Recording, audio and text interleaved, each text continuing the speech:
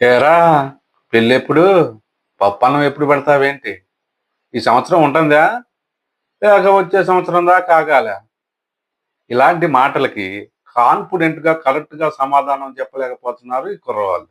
తల్లిదండ్రులు జాలి చూపులు, బంధుమిత్రులు గేలి చేష్టలు, సమాజంలో కారు కూతలు ఎక్కడ ఉన్నాయ్యా పూలబాటలు? అరే, పొట్టలు పెరుగుతున్నాయి, జుట్టులు ఓడుతున్నాయి, జోళ్ళు తెగుతున్నాయి, కీళ్లు అరుగుతున్నాయి. మ్యారేజీ బీరోలకి క్యారేజీలు మోసిన యావరేజీ అమ్మాయి కూడా ఎక్కడా దొరకలేదు. ఏమిటి మాకు ఈ దుస్థితి? ఎందుకు మాకు ఈ పరిస్థితి?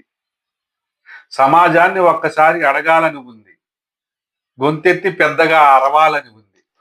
ఏమి చేస్తాం? 10 మందిలో పరువు కోసం పంటి కింద బాధను భరిస్తున్నాం.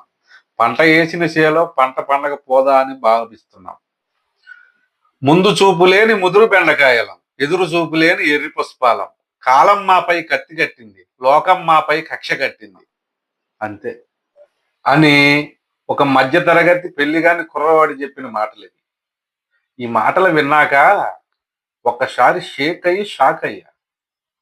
ఇలా ఉంది ఆ పరిస్థితి అని. ఈ పాపం ఇప్పుడుది కాదులే, ఈ పాపం ఇప్పుడుది కాదులే. 1890s మన మొగజాతి ఆనిముత్యాలు చేసిన అఘోరాలు కొన్ని ఉన్నాయి. ఆ శాపమే ఇప్పుడు 20లో పుట్టిన వాళ్ళకి శాపమే తగులుతుంది. ఏమంటారు? అంతే కదా. ఆ రోజు ఎన్ని అక్రమాలు చేశారు, ఎన్ని అన్యాయాలు చేశారు. వరకట్న ఏదింపులు, అత్తల అరాచకాలు, ఆడపడుచుల పెత్తనాలు. ఆడపిల్లని తెలిస్తే ఆదిలోనే కడుపులు తీపించిన సందర్భాలు ఎన్నో చూశాం. కోడలను తగలబెట్టిన అత్తలను చూశాం. కట్నం జాలేదని కొట్టిన మొగుళ్ళని చూశాం. ఇవాళ మొత్తుకుంటే ఏం లాభం? పరిస్థితులు మారినాయి, ప్రభావం మారింది, లోకం మారింది. ఏ మాటకు ఆ మాట, ఉన్న మాట చెప్పుకుందాం. ఇవాళ అవన్నీ ఉన్నాయా?